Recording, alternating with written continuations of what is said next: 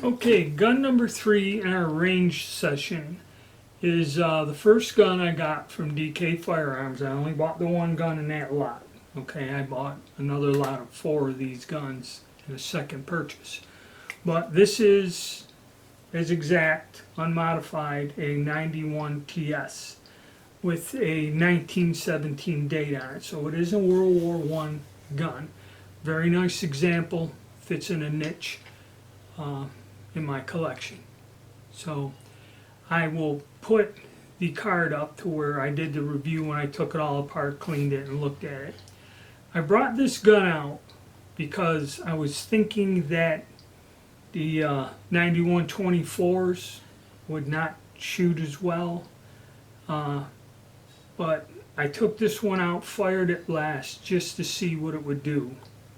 Okay, I thought it would shoot better than the other guns, so let's go to the range. This here is my 91TS that I got from DK Firearms. This is the one with the really nice bore. So this is a little bit different, and I brought this as a control because of the theory that the 9124s, because they're cut down, are inaccurate because of that modification, which is not true. Okay, so there isn't a lot of clarity on the conversion, okay, but the guns are proving themselves out that they can shoot fairly well, and now we have one that is not a cut down, supposedly has a real good bore from that time period, and I think is this one, yeah, 1917, World War I gun. So let's see, same battery of tests. 123 grain soft point up first, and then we're going to run the 4 different types of ammunition through the rifle.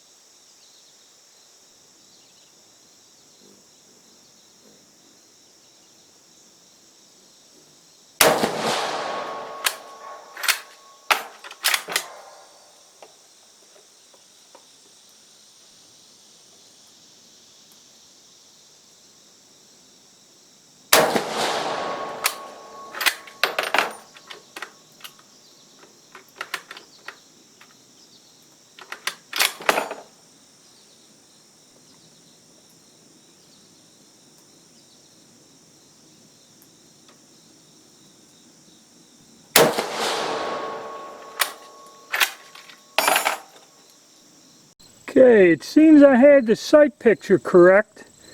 Got it down where it's on center. But this one did not like the PPU ammo. And the bore is good. As you can see, this gun just does not like shooting it. So we'll try the 139 or 140 grain next.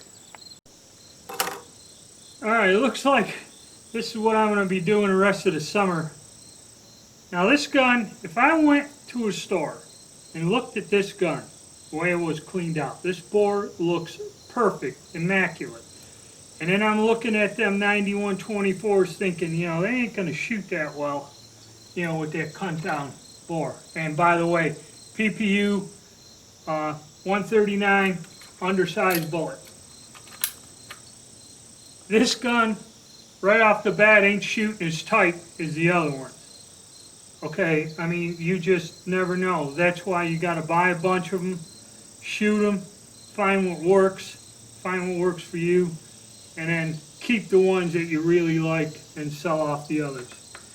Now, another thing, not that any of these are that bad. I'm going to make a video in a few days. I'm going to take 2 guns I know don't shoot worth a shit, and they're not out of this batch. They're ones that I've accumulated over the years, and I'm going to show you what a bad shooting Carcana was like. Okay, so let's go on and finish the test with this one. But already, you know, I thought this one would outshoot. That's why I brought it. It's not.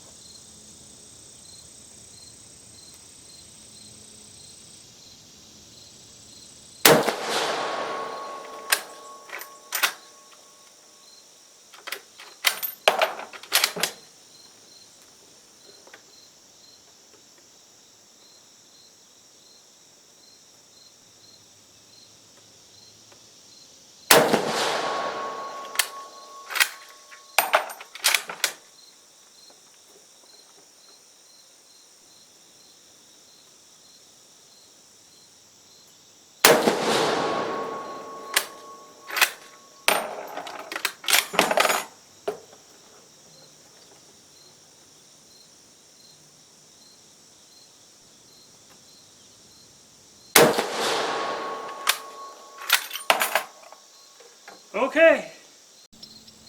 Alright. About the same results. Point aim's about on par. So I'm holding them sights down, and there's your 4 shots. A little bit tighter than the first 4. That's the first 4 taped up there. They were spread out.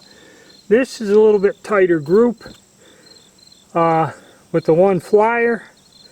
So a little bit better. Probably with, you know, a little bit of Kentucky windage, sight adjustment, you'd get that right on the diamond pretty easy. And hold it in there. Okay. So not too terrible. Now let's go with the correct diameter bullet and see. Alright, Hornady load, correct diameter bullet. Now let's see if this tightens up the group some on this rifle.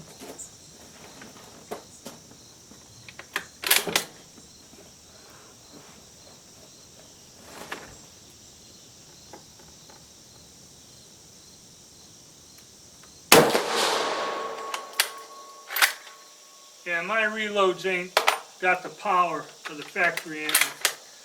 They're loaded more for accuracy than getting the velocity down.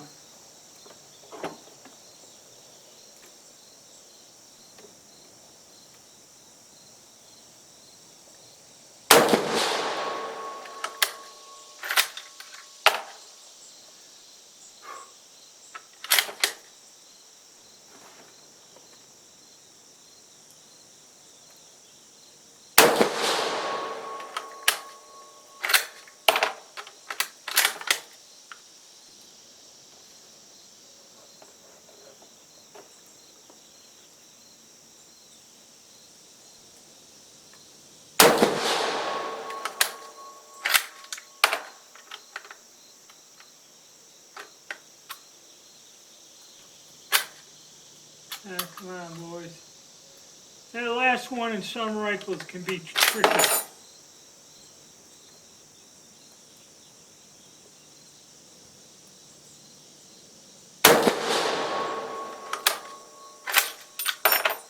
Alrighty.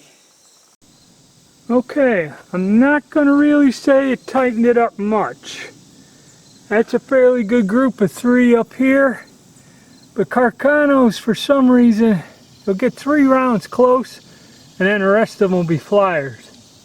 So it could be me, you know, you got to gauge that thing higher than just, you know, very low, because then they'd be down here. So I am using a little bit different sight picture, but still, if you could get one of these guns to shoot and stay on this target, you are doing good with any ammunition.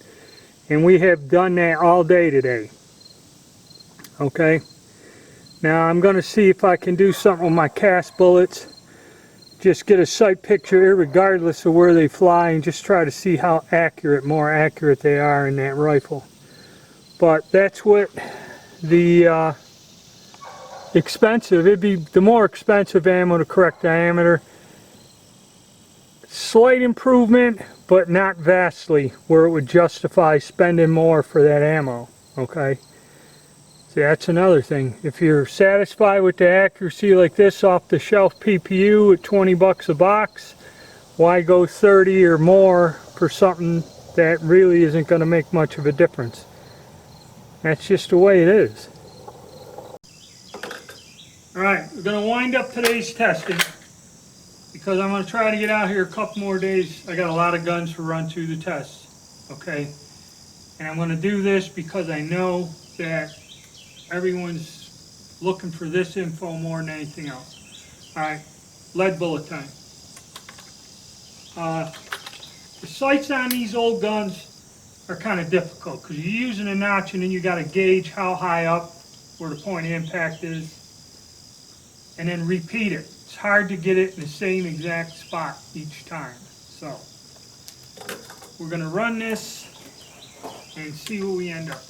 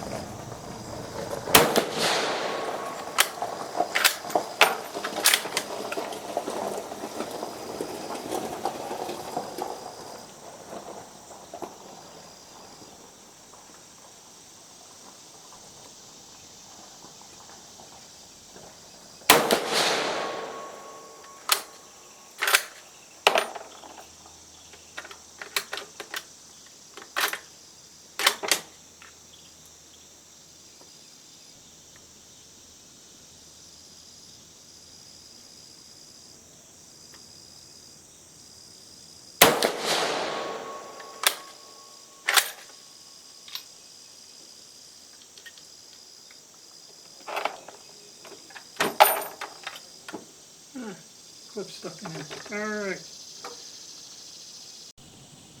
Okay, well I guess I raised my sights up high enough. That's a tricky thing about Carcanos. Alright, we got 1, 3, yeah, so the 1, 2, 3, 4, 5, and then that one way down here. So not too